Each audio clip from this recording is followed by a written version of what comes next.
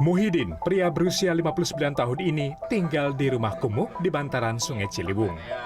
Rumah semi permanen ukuran 3 kali 5 meter ini menjadi tempat tinggal satu-satunya bersama istri dan 5 orang anak.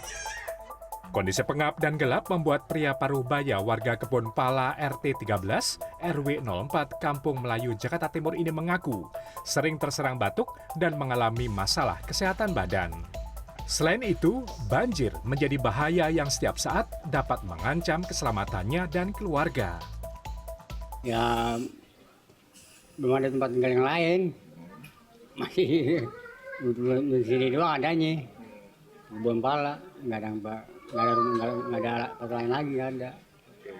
Pernah ada tawaran untuk pindah atau pembangunan, pernah ada tawaran untuk dibangun gitu, ada lebih sehat, Pak?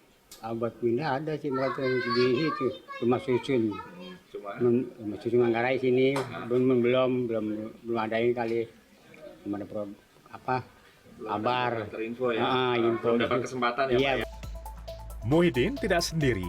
Masih ada belasan rumah kumuh di RT 13 RW 04 Kampung Melayu yang belum tersentuh program pengentasan rumah kumuh Provinsi DKI Jakarta. Untuk sebagian sih belum ada ya. Untuk sebagian kecil ada beberapa aja itu. Ya, tapi sebagian besar belum ada. Belum ada pengentasan dari wilayah kumuh ya, Pak ya. Kalau boleh tahu, Pak, itu ada berapa banyak kepala rumah tangga, Pak, yang belum tersentuh dengan program pengentasan kumuh? Di atas 10 kakak kayaknya ya. Nah, untuk yang di belakang sana tuh. Terus yang sebelah sini sekitar 5 kakak. Total semua jadi 15 kira-kira segitu. Selain masalah rumah tidak layak huni, BPS mencatat ada 521 rukun warga yang termasuk kategori kumuh yang tersebar di 6 kabupaten kota di Jakarta. 119 RW kumuh tersebar di Jakarta Pusat, 110 RW di Jakarta Selatan, dan 105 RW di Jakarta Barat.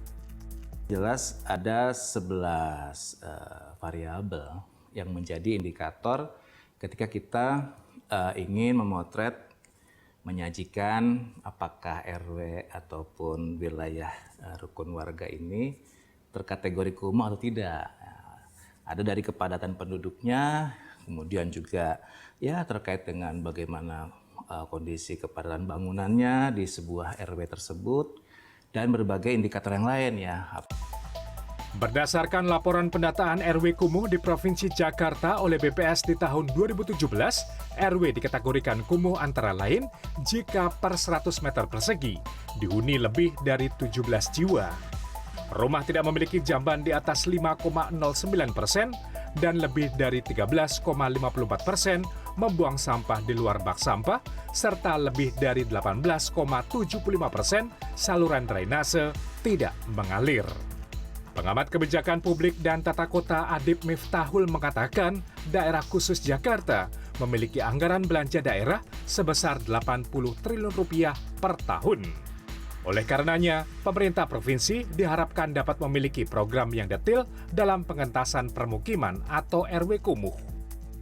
Ya, biasa dalam pilkada biasanya memang kumuh, miskin, golongan tidak mampu sering dijadikan kapitalisasi soal isu pilkada. Tetapi saya kira sekelas Jakarta pastinya calon-calon itu harus mampu menghadirkan program yang betul-betul memang disukai oleh masyarakat.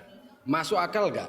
Kalau tidak masuk akal saya kira mereka akan terhempas. Sesederhana itu saja.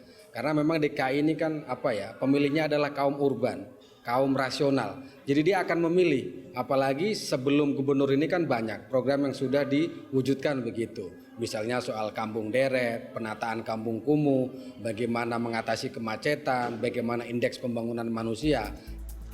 Adib menambahkan, Gubernur Daerah Jakarta mendatang sebaiknya bisa melanjutkan sekaligus memperbaiki program pengentasan permukiman sebelumnya. Kampung deret, rumah susun, apartemen, program pengentasan daerah kumuh era Gubernur Basuki Cahayapurnama dan Anies Baswedan sebaiknya bisa diteruskan agar daerah kumuh di Jakarta cepat teratasi. Agung Happy, Maranatha, Jakarta.